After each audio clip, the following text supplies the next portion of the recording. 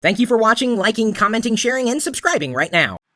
Got a question here as thrown out by someone in the community, either by way of YouTube, Twitter, Facebook, possibly on lockergnome.net. Should Microsoft create their own line of PCs? It's a question I've asked. In fact, I've pretty much told Microsoft they need to do that. But they didn't, and they likely won't. Should they? Yes. Will they? No. Because if they did, that would basically be a slap in the face, like a backhanded slap to all the OEMs out there, all the other PC manufacturers in the field. Why would any consumer walk up and buy their computer when they see a full-on Microsoft computer sitting right there? So Microsoft has, of course, had a variety of hardware, including at one point in time they had wireless access points, which worked quite well. Microsoft mice, keyboard, webcams. They've created smaller pieces of hardware, accessories, but in terms of a PC, to my knowledge, one hasn't been created, at least recently. It's always been a different game for Microsoft. They've got the operating system and they just license it to original equipment manufacturers, OEMs.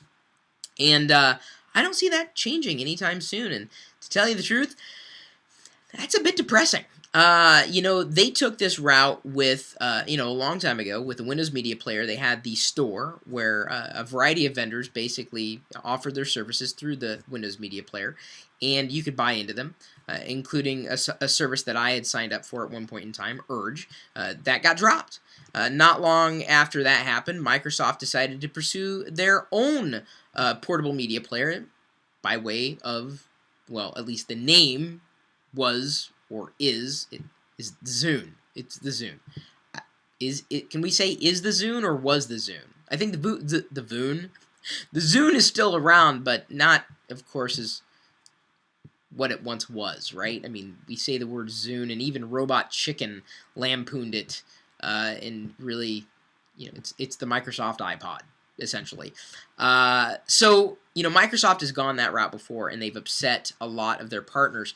If they were to take this route with, let's say, a PC, a full-on PC, it could be catastrophic. But the writing could very well be on the wall. Okay, so look at what HP did, right? They bought Palm, and with that, the WebOS. I think, as I've said before, I've been saying this for several months. Well, actually, for several years, I've been saying that a PC manufacturer needed to develop its own operating system, whether it was Linux or something else. HP's now done it. They essentially acquired WebOS, and Palm. Or I should say Palm, WebOS vicariously. And they now have a value add with their line of PCs compared to, say, Dell's or IBM's or any other Windows PC out there. The HP PC will likely be, at some point, the only one that will run both Windows, potentially Linux, and WebOS. That's a full story. HP controls WebOS, stem to stern. HP is going to be the biggest competitor to Apple. The only way that I think Microsoft would create their own PC, their own Windows experience, like stem to stern in a PC, a full-on computer, is if another manufacturer decided to create their own operating system or acquire a third party. Maybe that's going to happen with RIM at some point. Maybe Dell will acquire RIM. Who knows? That's just conjecture. I can't back that up.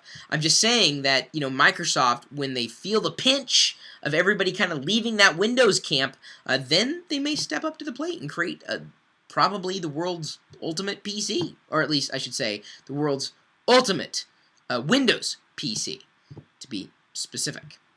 Microsoft could do it, but they would likely upset a lot of people in the process and lose a lot of money, which they're probably already losing with, the whole WebOS Palm HP thing. Remains to be seen. What are your thoughts? Should Microsoft create their own PC? I think, yes, they should. Will they? Likely not. Just a guess. maybe you think differently. My email address, chris@pirillo.com. Feel free to leave a comment here in the thread. We'll do our best to respond.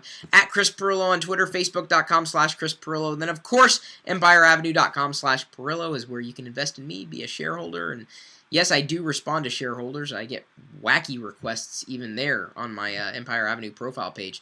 Someone said they wanted more pictures of my dogs. So just a few minutes before recording this video, I essentially posted this to my Instagram account. I don't know if you guys are on Instagram at all, but this person asked for more cute pictures of my dogs. So I posted it. And I even said, because a shareholder requested it, right there at the bottom. You probably can't see that because the screen's too bright. There you go. Because a shareholder requested it. And their username, which I can't pronounce. Either way, sorry about that weird white balance changing thing. It's because the screen is a different tone than my face. See my teeth, though? They're really still white. Look at that. I'm really proud of that. I got white teeth for once in my life. Yeah, and you know what? Even after drinking unboxing juice.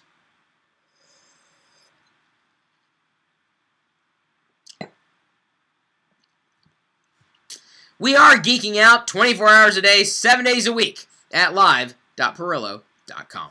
We'll see you later.